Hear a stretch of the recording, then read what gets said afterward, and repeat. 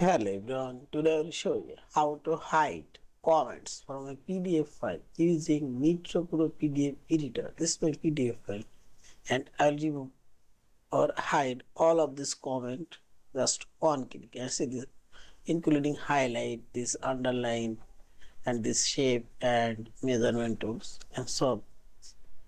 Now click on this review option top menu bar and here you will find this hide comment option.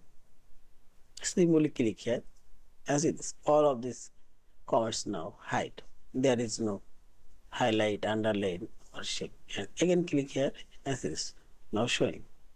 You can manually delete one by one all of them. Simply click on this and select and press delete key from our keyboard. This one also, this one and this underline, this one, or select here, select text and graphics, drag your mouse cursor, select and delete. Yeah, this is.